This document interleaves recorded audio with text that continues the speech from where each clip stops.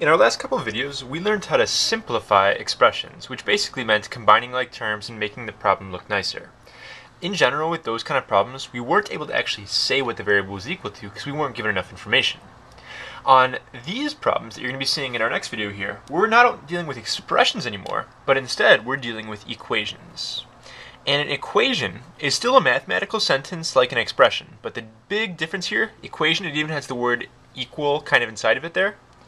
Equations have an equal sign. So each of these three problems right here is an example of an equation.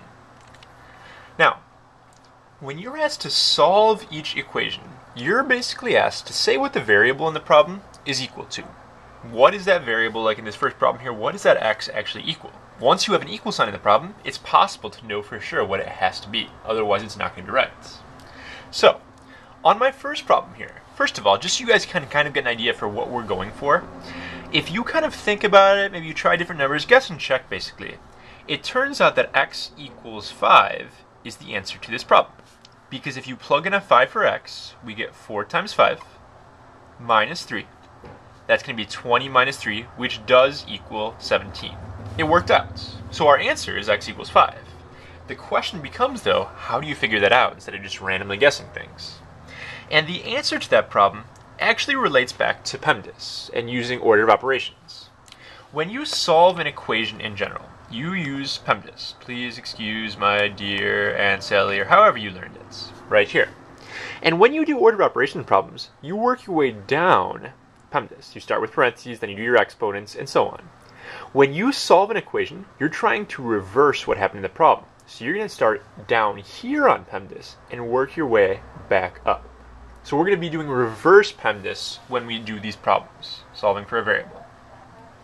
So the first thing I have kids do in these problems is draw a line, like a vertical line separating my problem down the equal sign. So we have two sides, the left side and the right side. A lot of kids will see me do this and get like, I don't want to have to bother with that, it's dumb, and they'll complain. But it really is helpful for preventing mistakes, especially in a certain situation, which I'll talk about probably in the next video. But I do want you guys for right now to draw that line in. When you get used to them and you're getting them all right, you can drop it later. But for now, I want to see that in your picture. So what I'm going to do here, I want to get this x by itself. I need to get this minus 3 out of here and this times 4 out of here. Both of those things need to somehow get moved over to the other side. And I'm going to start in reverse order of operations, so I'm going to get rid of that subtraction first. If there's a minus 3, I want to cancel that out. And the way you cancel out a minus 3 is by adding 3.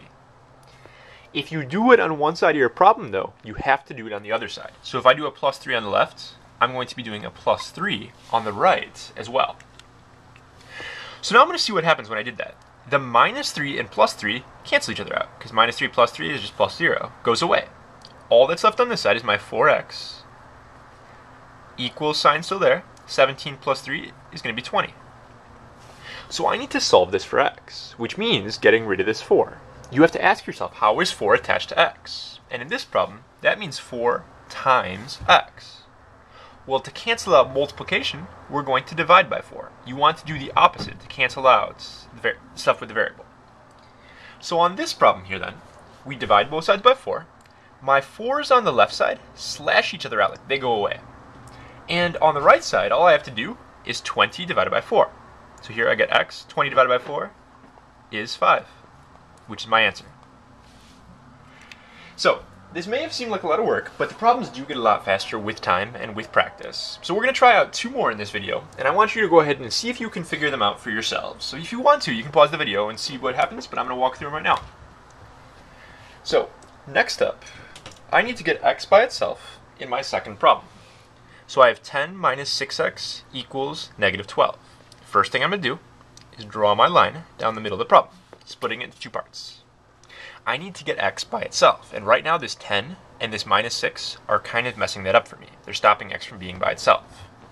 So what I'm going to do here is look at my order of operations, and the first thing that comes up, any adding and subtracting that I can do to both sides has to happen first. So this minus 6 is attached to the x by multiplication. That's minus 6 times x. But this 10 is just sitting here, doing nothing. So if I subtract 10, it's a positive 10. If I take away 10 on both sides, it's going to go away. So when I do a minus 10 right here, 10 minus 10, those cancel. They're gone. All that's left here is minus 6x, which is the same thing as negative 6x. So minus 6x equals negative 12 minus 10 is negative 22. So subtract 10 from both sides, see what I have left over. Now I want to get x by itself, and right now stopping that from happening is times negative 6 right there.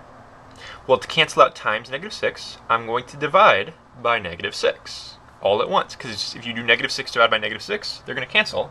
All that's going to be left is that x right there. So I'm going to slash these out. I just get x equals, and on this problem, my answer is not going to be a whole number. Negative 22 over negative 6, not a whole number answer. I'm just going to go ahead and reduce my fraction. You can write a decimal if you want. Either way is fine. Although a fraction is probably the better of the two ways because you don't have to worry about a repeating decimal like this one will have. So if I notice that 2 goes into both of these, I can divide them both by 2, negative 2 if you want to. Cancel out the negatives as well. You end up with 11 over 3. Or if you wrote that as a decimal, that'd be like 3.6 repeating. And that's our answer. Got one more problem in this video.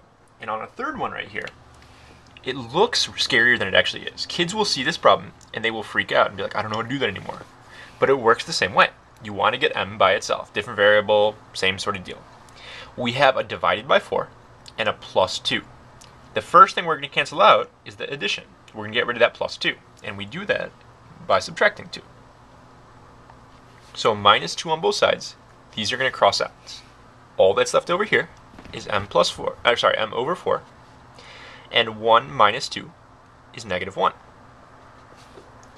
Now I have to ask myself, what is that what is that 4 doing to m, and how do I get rid of it?